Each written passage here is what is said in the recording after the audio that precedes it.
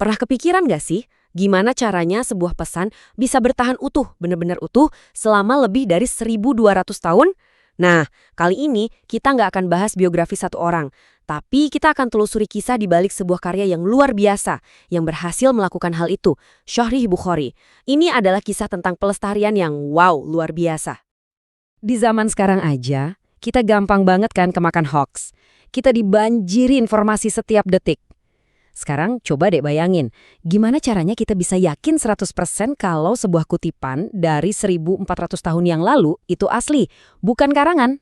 Nah, pertanyaan ini adalah inti dari mahakarya yang akan kita bedah bareng-bareng.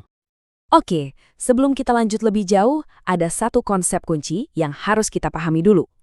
Hadis. Gampangnya, hadis itu adalah rekaman dari semua perkataan, perbuatan, dan bahkan persetujuan diam-diam dari Nabi Muhammad. Jadi, setelah Al-Quran, inilah sumber panduan paling penting bagi umat Islam di seluruh dunia. Nah, ini dia peta perjalanan kita.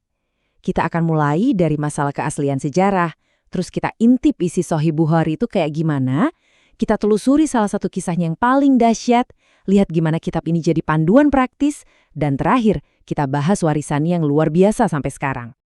Coba bayangkan situasinya, ratusan tahun setelah wafatnya Nabi Muhammad, ada ribuan ucapan yang katanya berasal dari beliau.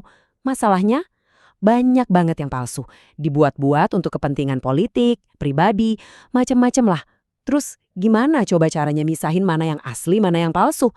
Ini bukan tantangan biasa, ini tuh proyek pelestarian sejarah yang skalanya raksasa. Nah, solusinya ini jenius banget. Para ulama waktu itu sadar satu hal yang krusial. Yang penting itu bukan cuma apa isi ucapannya, tapi siapa yang menyampaikannya dari generasi ke generasi. Mereka menciptakan sistem untuk melacak setiap ucapan lewat sebuah rantai perawi. Dan setiap orang di rantai itu harus terkenal punya ingatan super kuat dan karakter yang super jujur. Ini tuh kayak investigasi forensik untuk setiap sumber informasi. Keren banget ya? Dan inilah yang membawa kita ke bintang utama kita, Sahih Bukhari. Dari sekian banyak kumpulan hadis, kitab inilah yang dianggap sebagai standar emasnya. Koleksi yang paling dihormati dan paling teliti proses verifikasinya. Kitab ini adalah mahakarya dari Imam Al-Bukhari yang hidup di abad ke-9. Bayangin, beliau mendedikasikan 16 tahun hidupnya buat berkelana dan ngumpulin lebih dari 600.000 hadis. Dari jumlah sebanyak itu, beliau menyaringnya dengan super ketat sampai hanya tersisa sekitar 7.500 hadis. Itu kurang dari 2%. Hanya yang paling sahih yang lolos. Kebayangkan dedikasinya? Kata pertama di judulnya sahih itu artinya otentik atau sahih.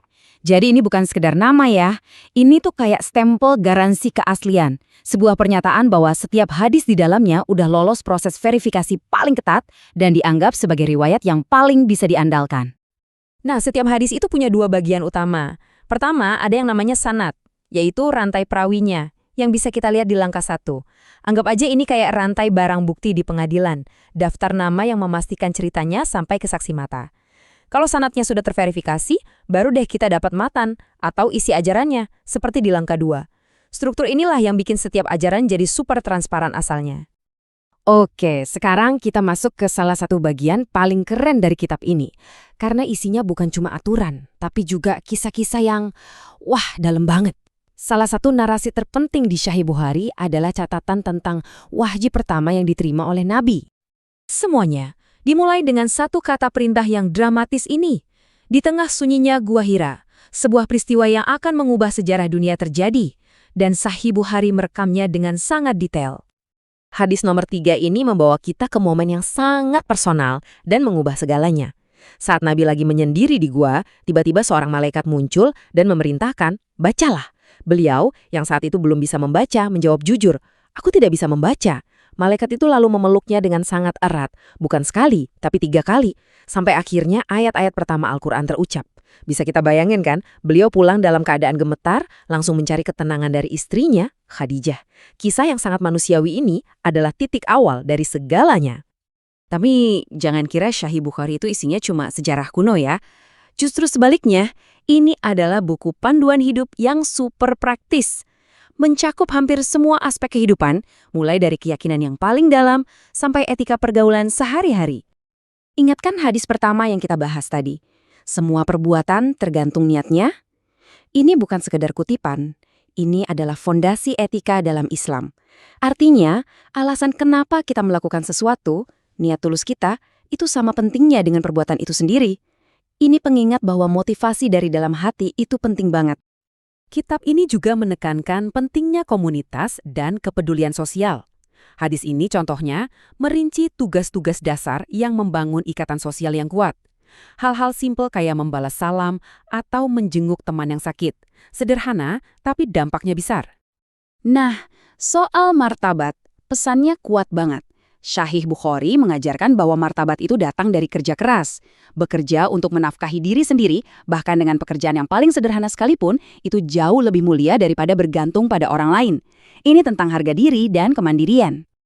Di luar urusan dunia, kitab ini juga menyentuh sisi spiritual yang sangat dalam. Dalam hadis yang menyentuh ini, Nabi berbicara tentang seorang hamba yang diberi pilihan antara dunia dan akhirat. Dan hamba itu memilih akhirat. Abu Bakar, sahabat terdekatnya, langsung menangis karena beliau paham Nabi sedang membicarakan dirinya sendiri dan ajalnya yang sudah dekat. Jadi, kenapa sebuah kitab dari abad ke-9 masih relevan dan begitu berpengaruh sampai hari ini? Nah, di bagian terakhir ini, mari kita lihat warisan abadi dari Sahih Bukhari. Dampaknya luar biasa besar. Sahih Bukhari adalah sumber hukum dan panduan kedua setelah Al-Quran bagi mayoritas Muslim. Kitab ini membentuk cara beribadah, etika sosial, dan bahkan hukum pribadi bagi lebih dari 1 miliar orang di dunia. Bahkan di luar lingkup agama, kitab ini diakui sebagai pencapaian puncak dalam metodologi sejarah, menunjukkan gimana sebuah peradaban berusaha menjaga keaslian sejarahnya. Jadi, kita kembali lagi ke pertanyaan awal. Gimana sebuah pesan bisa bertahan 1.200 tahun? Kisah Sahih Bukhari menunjukkan jawabannya, lewat dedikasi total pada kebenaran dan verifikasi. Di zaman modern yang penuh dengan hoaks dan disinformasi ini, mungkin semangat inilah yang perlu kita teladani. Pelajaran tentang niat, komunitas, dan martabat di dalamnya pun rasanya masih sangat relevan hingga kini. Itulah kekuatan abadi dari Sahih Bukhari.